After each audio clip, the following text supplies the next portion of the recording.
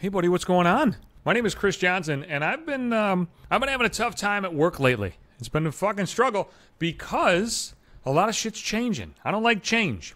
I can deal with change much better if I facilitate the change, if I have something to do with the change. For example, I thought my old apartment was shitty. I fucking hated the neighbors that lived below me. It was kind of small. I wanted to get the fuck out of there. So when I had the opportunity at the end of my fucking lease to get a new place, I was fucking jacked up about that, so I was totally fine with that fucking change. When I was working 2 jobs, 6 days, 60 hours a week, and the opportunity arose where I could go down to fucking 1 job, I was like, you know what, fine, let's fucking do it. That's another change I had no fucking problem with.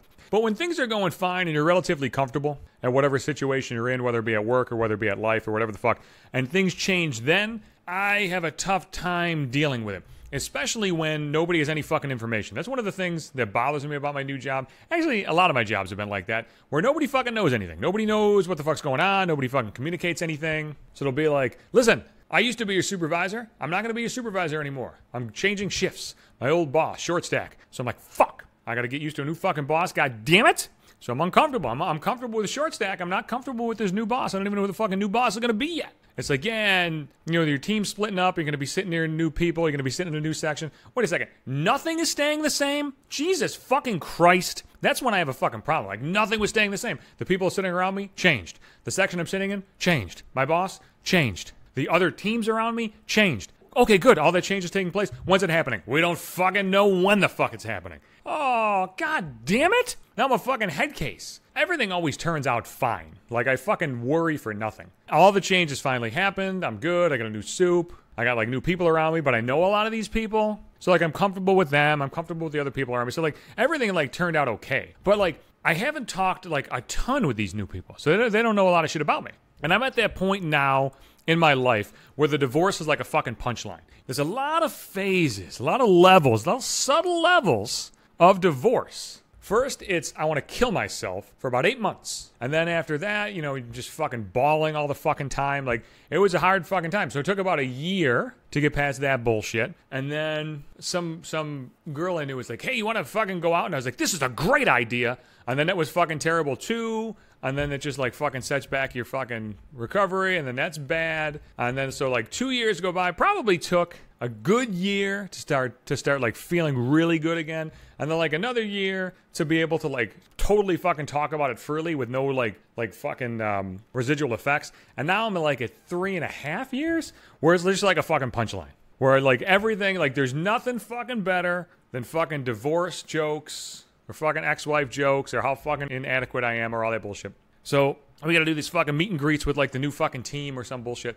And I'm telling a story. And I was like, yeah, man, well, when I fucking did that before, man, I did it on my own. The fucking wife told me to go fuck myself. Like, I had to start doing that shit, otherwise. And then, fucking Judge Banks was like, wait, whoa, you were married? That's the common reaction that I get. People that have known me after the divorce. People who know single Chris Johnson. This version of Chris Johnson that you hear twice a week on the fucking podcast. People that know him, people that see him, they are fucking stunned that this piece of shit was married at one point in time. Judge Banks is like, wait, whoa, you were married to a person? And I fucking laughed out loud. I'm like, what, am I going to be married to a fucking llama? Like, yeah, to a person.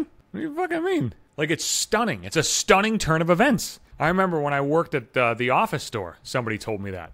They're like, hey, you're working in fucking radio. Why the fuck are you doing here? I was like, the divorce happened and I gotta come. Whoa, you were married? It's like a mix of surprise and like a little bit of disgust too. Like, I don't know where the disgust comes from though. Like, the surprise I get, hey, you are not put together well, sir. Like, what the fuck? How the fuck can your dumb fucking ass hold a relationship? I don't know how I did it. It was like smoke and mirrors. It was a mirage. It was a big fucking magic trick. But the disgust, like, you're really that surprised that I managed to fucking get somebody to spend like time with me? I mean, you've seen the couples out there, right? Like, there are a lot of disgusting couples, Unless they're like upset with the institution of marriage. I never gave a fuck about the institution of marriage. Yeah, I liked being married when I was married. And for a long time, I was like really upset that I was divorced. There's like a stigma to it. Even for some dick like me who doesn't give a shit about a lot of things. Like, I was really upset about it for a long time. I just didn't like the idea that I was divorced. I almost felt like a fucking failure. I guess that's the best way I can fucking put it. I've been infinitely better as like a person and just in general, like how I feel since the divorce. I'm not even fucking remotely close to the person I was before. Like, I feel fucking great. I feel like I'm the best version of Chris Johnson ever. And you might be thinking, this hunk of shit is the best version ever? Yes. Yes, it is. But man, it was just, it was tough, man. I don't like feeling like that. It just felt bad. Now it's just like, yeah, I'm divorced. What am I going to fucking do about it? I guess I just look like a lot of people that are divorced. And, you know, they get into shitty relationships and they're kind of assholes. And it kind of like made me feel like that too. I don't really want to feel like that. I have a tough time managing my feelings and managing my emotions and figuring out like how I'm supposed to feel about stuff. I don't know how I'm supposed to feel about stuff. Sometimes I don't know if it's like okay for me to feel a certain way about things. Oh no. I suppose I'll be back every Sunday and every Wednesday. You can catch every episode on Podbean, the website, or the app. I'm also on Google Play, Apple Podcasts, and Spotify. You can follow me on Twitter at Johnson Hates You and on Instagram at Maybe 5 Minutes. If you're more of a Facebook person, you can catch the podcast right in the timeline. I'll keep pumping out those videos for you.